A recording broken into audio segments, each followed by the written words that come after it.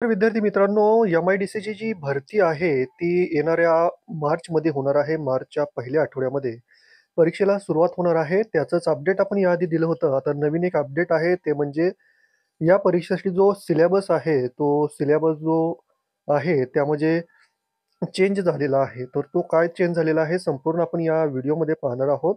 आणि चॅनलवर नवीन असाल तर चॅनलला सबस्क्राईब करा. सरळ सेवा भरती 2023 सूचनापत्र महाराष्ट्र औद्योगिक विकास महामंडळ यांच्याद्वारे जारी करण्यात आलेलं आहे. आता संपूर्ण डिटेल्स काय आहेत, काय चेंज झालेलं आहे सिलेबसमध्ये ते आपण इथे पाहूया. तर विषय महाराष्ट्र औद्योगिक विकास महामंडळातील सरळ सेवा भरती 2023 अंतर्गत प्रसिद्ध करण्यात आलेल्या जाहिरातीमधील परिशिष्ट अ मधील भाग क्रमांक 5 येथे नमूद अभ्यासक्रमामध्ये महाराष्ट्र औद्योगिक विकास अधिनियम 1961 यामध्ये आणखी 2 अधिनियम व एक सेवा विनिमय यांचा समावेश करण्याबाबत. म्हणजे सिलेबस जो आहे तो यापूर्वी जो दिलेला आहे तोच राहणार आहे. पण त्यामध्ये जो महाराष्ट्र एम-आय-डी-सी अधिनियम जो आहे 1961 चा, त्यामध्ये आणखी 2 अधिनियम आणि एक सेवा विनियम यांचा समावेश करण्यात आलेला आहे.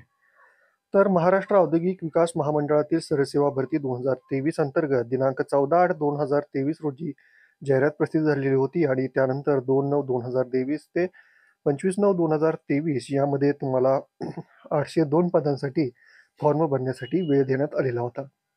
आता महत्त्वाचा मुद्दा सिलेबसमध्ये काय ॲडिशनल झालेला आहे ते आपण इथं पाहूया.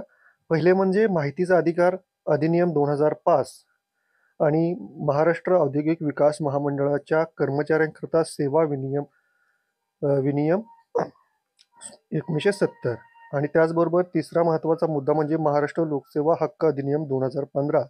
हे 3 जे आहेत ते पॉइंट महत्त्वाचे ॲड केलेले आहे. या तिन्हीवर तुम्हाला प्रश्न विचारले जाणार आहेत.